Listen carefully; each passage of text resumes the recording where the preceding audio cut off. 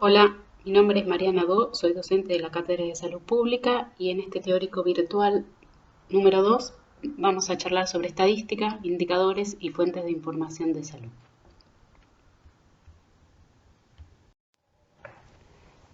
Los objetivos de esta charla son principalmente dos. Uno es introducir los conocimientos básicos necesarios para poder entender mejor los indicadores de salud y, por otro lado, explicar los conceptos básicos y las ventajas y desventajas de las principales fuentes de datos que se utilizan en salud pública para poder elaborar y analizar indicadores de salud. Lo que se busca es que el alumno pueda conocer qué es un indicador y específicamente un indicador de salud,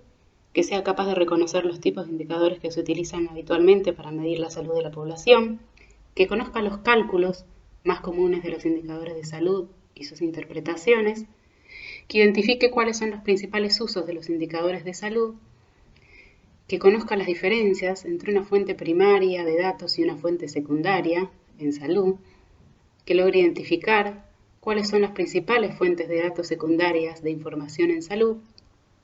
que pueda conocer los principales criterios de calidad, ventajas y sus desventajas en las fuentes de datos de tipo secundario, que logre reconocer los principales circuitos de información de salud que se utilizan y que funcionan actualmente en el país. Entonces, para cumplir los objetivos, el contenido de la clase está organizado de esta manera. En principio vamos a charlar sobre los indicadores, las definiciones y los conceptos principales, los tipos de indicadores que existen y sus diferentes clasificaciones, y sobre algunos atributos que deberían cumplir los indicadores y en particular los indicadores en salud para poder utilizarlos con tranquilidad. Con respecto a las fuentes de información, vamos a definir las fuentes primarias y secundarias, cuáles son las definiciones de cada una de ellas, las ventajas y las desventajas que tienen cada una de estos tipos de fuentes, las características de las fuentes de información de salud, cuáles son las características que hay que tener en cuenta a la hora de evaluar qué fuente va a utilizar uno, y finalmente cuáles son las fuentes de información de salud más frecuentemente utilizadas en salud pública y en el país. Y por último, incorporamos algunos conceptos sobre las variables, las clasificaciones de las variables y algunas gráficas más utilizadas para presentar las diferentes variables en salud pública principalmente. Bueno, en principio para ver algunos conceptos tenemos que diferenciar una jerarquía que existe entre cada uno de ellos para poder hablar el resto de la charla de conceptos que tengamos todos en común. En primer lugar, el concepto variable, que puede definirse como cualquier cualidad de un organismo, de un grupo o de una situación, que es capaz de adoptar valores diferentes en un mismo individuo o entre diferentes individuos. Justamente el dato, en este caso, es el valor que va a adoptar o tomar cada una de las variables que vamos a analizar. Es la unidad más primaria, a partir de la cual uno va a construir un indicador que luego va a ser analizado, va a poder producir diferentes tipos de información en salud pública que va a generar conocimiento y luego quizás alguna política de salud. Finalmente, el indicador es una medición que va a reflejar una situación determinada. Es una especie de resumen, de dato resumen, que nos va a permitir conocer algún tipo de situación. Como dice acá, un indicador específicamente en salud es una estimación, porque siempre tiene algún grado de imprecisión, de una dimensión de la salud que alguno quiere estudiar en una población específica. Es una medición resumida, en este caso hablamos de mediciones de tipo poblacional, que buscan medir de una manera la más sencilla posible una situación que no es evidente. En salud pública, un indicador de salud específicamente va a medir una característica de salud en una población, que nos va a servir luego para facilitar comparaciones entre diferentes poblaciones o en la misma población a través del tiempo.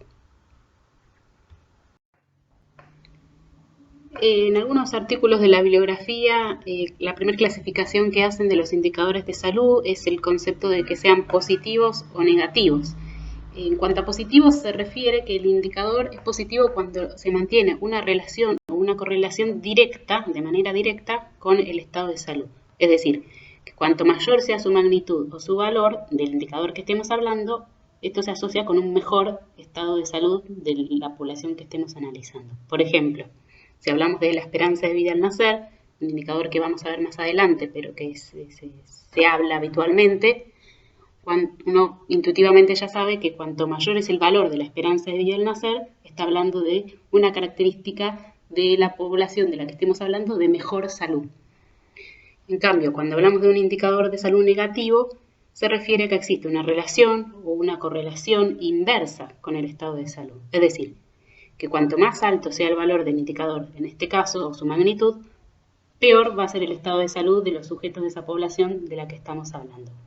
En este caso, el ejemplo podría ser la tasa de mortalidad infantil. Es decir, que cuanto mayor es el valor de la tasa de mortalidad infantil, esto está reflejando un peor estado de salud de esa población. Bueno, estos indicadores en salud pública podemos pensar para qué nos servirían, ¿no? En primer lugar, nos sirven para hacer una descripción. Los indicadores de salud nos pueden servir para identificar cuáles son las necesidades de atención de una población, de atención de salud, para conocer cuál es la carga de enfermedad en algún grupo específico de población, por ejemplo, por algún grupo de edad. Obviamente nos va a servir para describir una situación que nos permita luego tomar decisiones sobre diferentes necesidades en la atención de salud, para conocer los insumos que se van a necesitar o qué grupo poblacional debe recibir más atención. También nos sirve para poder predecir o pronosticar de algún modo. Nos permite identificar algunos resultados en relación al estado de salud de una población o de algún grupo de pacientes. En este caso hablaríamos de pronóstico. Nos sirven para medir riesgo y pronóstico cuando hablamos de un nivel individual, así como nos sirve a nivel de la población para predecir la carga de la enfermedad. También nos podría servir para predecir cuál es el riesgo de aparición de algún brote o un aumento de cantidad de casos en relación a lo esperado, por ejemplo en una epidemia. En este caso sí hablaríamos de predicción. También nos sirve para explicar o comprender algunas situaciones de por qué algunos grupos o individuos o grupos de poblaciones se enferman y otros no.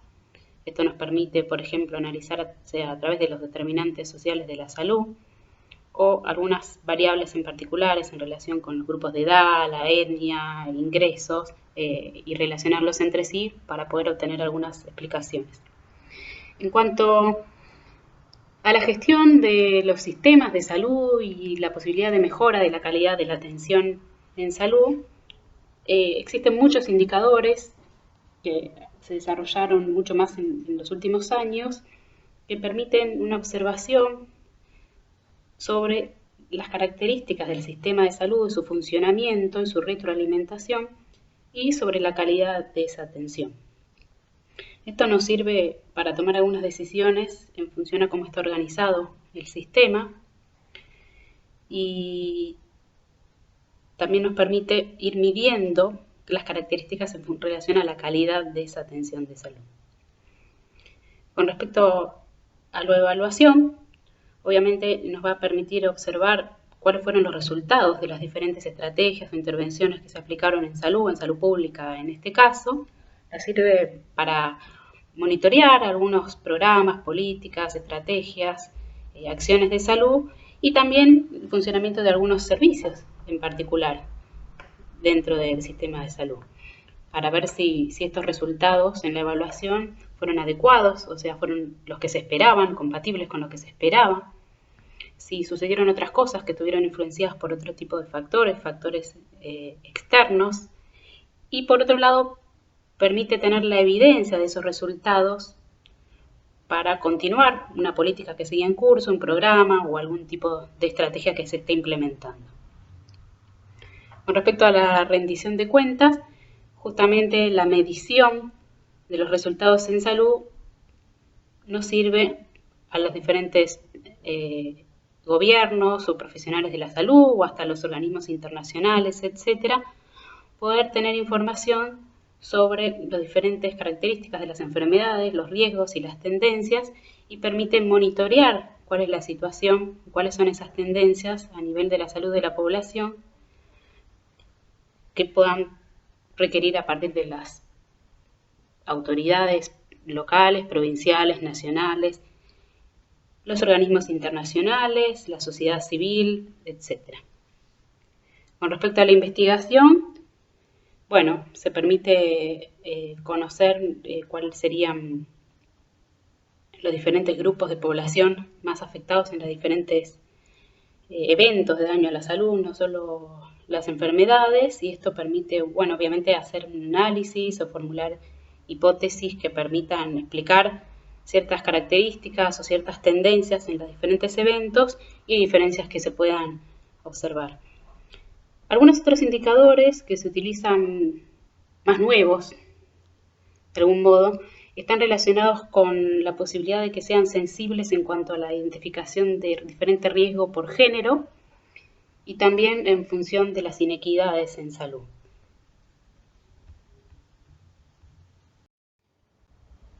Cuando se piensa en un indicador en salud, en este caso, siempre se debe tener en cuenta la clásica